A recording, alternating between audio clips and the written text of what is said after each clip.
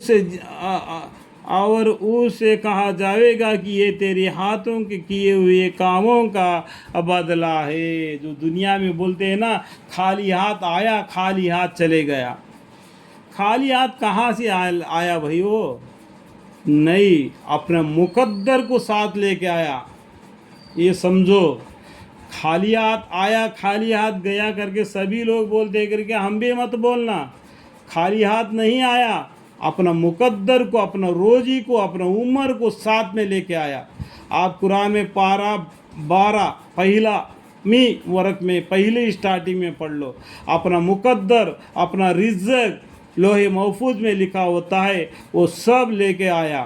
اور جاتے وقت تو کیا لے کے آیا؟ اپنا کرم جو اس نے کیا، جو گل کھلایا دنیا میں، نیک یا بدی، وہی اس کا گلے کا ہار بنے گا. اس کو لے کے پولیس رات سے اور اسی کو گزارا پڑنا پڑے گا.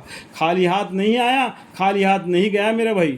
آتے وقت اس نے تقدیر لے کے آیا، جاتے وقت اس نے اعمال بدی ہو نیک ہو یہ ساتھ لے کے گیا.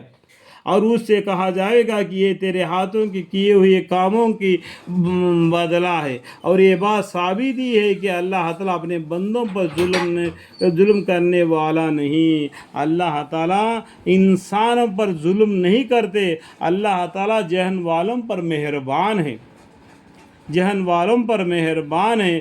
اللہ سے مدد چاہو گے تو اللہ تم کو ضرور دے گا. اور تم دوسرے کے سامنے ہاتھ پھیلا دو گے تو کچھ بھی نہیں ملنے والا، الٹا تم کو گناہ ملنے والا ہے شرک کا. اللہم اغفر لی. پر تجھ کو بلا جرم سزا نہیں دے گا، تم ظلم نہیں کرتے ہوئے سزا نہیں دے گا. تمہارے نام اعمال کے حساب ہی تمہارا حساب کتاب ہوگا. اگر اس لیے بولتے کہ ہمیشہ اللہ سے معافی مانگتے رہو، اللہ سے معافی مانگتے رہو. اور بعض آدمی اللہ کی عبادت ایسے طور پر کرتا ہے کہ جیسے کسی چیز کے کنارے پر کھڑا ہو، پھر اگر اس کو کوئی دنیا نفع پہنچ گیا تو اس کی وجہ سے ظاہراً قرار پا لیا، اور اگر اس کی کچھ آزمائشی ہو گئی تو منہ اٹھا کر کفر کی طرف چل دیا.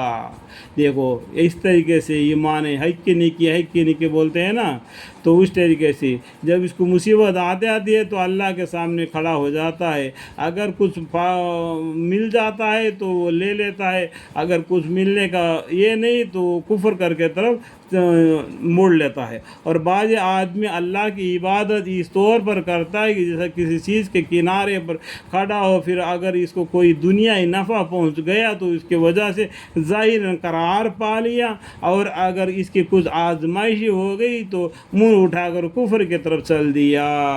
یعنی اللہ تعالیٰ دنیا میں آزماتا ہے، آزما کر پیغمبروں کو آزمایا. ہم اور چیز کو ہم اور آپ کون سی کھیت کی مولی ہے؟ اللہ تعالیٰ پیغمبروں کو آزمایا، شہیدوں کو آزمایا، صحاباؤں کو آزمایا.